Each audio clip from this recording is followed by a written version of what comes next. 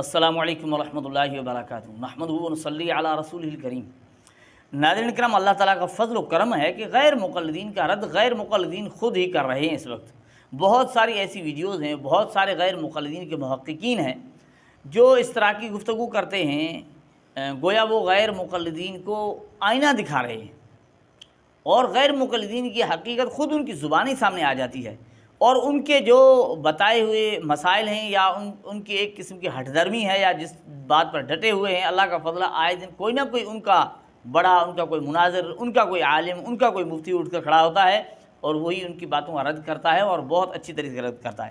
اب دیکھیں، ایک مسئلہ ہے غیر مقلدین کا، اس میں اختلاف کرتے ہیں اور اس پر بالکل بضد ہیں۔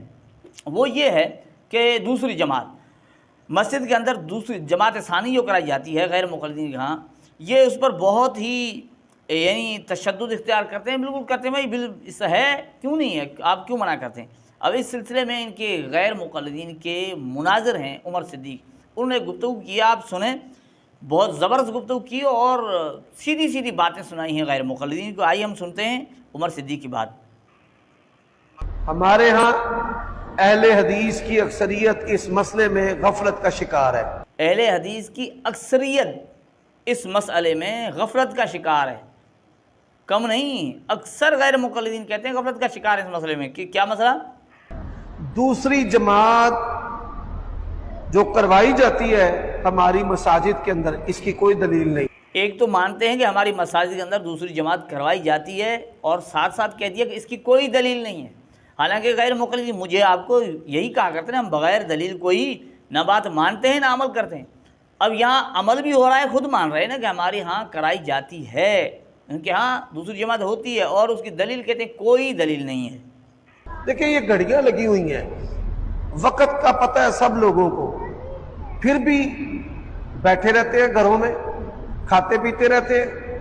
اب یہ غیر مقلدین کا طریقہ کار بتا رہا ہے کہ ٹائم بھی لگا ہوا ہے، گھڑیاں لگی ہوئی ہیں، نماز کا وقت ہو جاتا ہے، یہ غیر مقلدین کے متعلق کہتا ہے گھروں میں بیٹھے رہتے ہیں، کھاتے پیتے رہتے ہیں، یہ نماز بھی نہیں آتے، یعنی جان بوجھ کر نماز میں سستی کرتے ہیں اور لیٹ کرتے ہیں۔ اس کا نتیجہ یہ ہے کہ پھر وہ دوسری جماعت کراتے ہیں، یہی ہے نا۔ اور کیا دماغوں کے اندر فطور ہے، میں جاؤں گا اور جا کر دوسری جماعت کروا دوں گا۔ دماغوں کے اندر یہی فطور ہے کہ میں جاؤں گا دوسری جماعت کروا دوں گا۔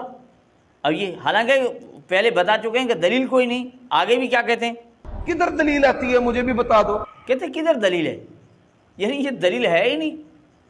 ساری زندگی ہماری بھی حدیث پڑھتے گزر گئی ہے، طالب علم ہے، ہمیں کوئی بندہ دلیل لا کر پیش کر دے دوسری جماعت کروانے کی۔ اب کہتا ہے کہ ساری زندگی ہماری بھی گزر گئی ہے حدیث پڑھتے ہوئے، ہمیں کوئی بندہ دلیل لا کر دے دینا۔ اب دیکھیں، خود غیر مقلد مان رہا ہے کہ ہم نے احادیث پڑھی ہیں، اس کے باوجود دلیل نہیں ملی، یہ کام کیا جا رہا ہے بغیر دلیل کے کیا جا رہا ہے، وہ کرنے والے غیر مقلدین ہیں۔ کیا دماغوں میں فطور ہے پتہ نہیں۔ اس عمل سے اہل حدیثوں کے اندر ہر مسجد کے اندر دو دو تین تین پارٹیاں ہیں۔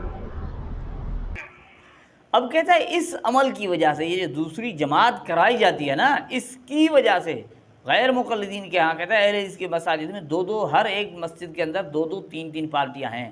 اب یعنی ایک مسجد کے اندر ان کی پارٹیاں ہوا کرتی ہیں، دو تین پارٹیاں ہیں۔ انہوں نے کوئی گل نہیں سی، آپ ہی جا کے کرا لیں گے۔ اب کہتا ہے کہ ایک پارٹی نے پڑھی نا، وہ دوسری بعد میں کہتی چلو یہ ان کو کرنے دیں، ہم بعد میں جا کر جماعت کرا لیں گے۔ تو جو جماعت اولیٰ ہے، اس کا جو تصور اور عظیمت ہے وہ تو ختم ہو گئی، کہ اللہ کے نبی نے فرمایا میرا دل چاہتا ہے کہ میں ایک امام کھڑا کروں، اور جو لوگ جماعت سے سستی کرتے ہیں، پیچھے رہتے ہیں نماز سے، ان کے گھروں میں جا کر آگ ڈال دوں، اگر مجھے بچوں اور بوڑھوں کا ڈر نہ ہو۔ تو پہلی جو جماعت ہے، عہد نبوی کے اندر دوسری جماعت کا ایک واقعہ ہے۔ کتنے واقعے؟ ایک۔ اور ایک واقعہ کہ بندہ مسافر تھا اور وہ آیا تو نماز ہو چکی تھی۔ بس کہتا ہے ایک ہی واقعہ ہے اور وہ مسافر کا ہے۔ اب یہ عمر صدیق مان رہے ہیں کہ دلیل کوئی نہیں ہے، ایک واقعہ دوسری جماعت کا، وہ مسافر تھا، بندہ گھر ہی نہیں سی بیٹھا۔ کہتا ہے وہ گھر بیٹھا ہوا نہیں تھا، وہ مسافر تھا۔ تو یہ بہت بڑی غفلت ہے، ہم تو اپنی مسجد میں دوسری جماعت نہیں کروانے دیتے۔ پہلی اب یہ عمر صدیق صاحب کہہ رہے ہیں کہ میں اپنی مسجد میں دوسری جماعت نہیں کروانے دیتا، اب آپ احناف پر رد کرتے ہیں، علماء احناف پر رد کرتے ہیں، کیوں نہیں جماعت کروانے دیتے؟ آپ کے خود عمر صدیق کہتے ہیں میں دوسری جماعت نہیں کروانے دیتا، دیکھ لیں۔ دفعہ کروا لی ہے اس نے، اگر وہ دوسری دفعہ جماعت کروا رہا ہے تو میں تو اس کی بڑی گرفت کرتا ہوں، پکڑ کرتا ہوں، اسے کہتا ہوں بھائی لاؤ دلیل کدھر ہے؟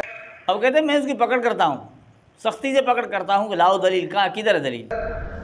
ادھر ساتھ تمہارا گھر ہے، گپے تم ہانکتے رہے ہو، اب آ کر تم نے دوسری جماعت کیوں کروائی ہے؟ اس طرح یہ تنظیمیں کرتی ہیں، مرکزی جمعیت دا مولوی ہے تو نہیں پڑھنی، کہتے ہیں مرکزی جماعت والے ان کے پیچھے نہیں پڑھنی، پھر جماعت الگ کرانی ہے، اور جماعت دعویٰ والے وہ ان کا وہ الگ پڑھیں گے۔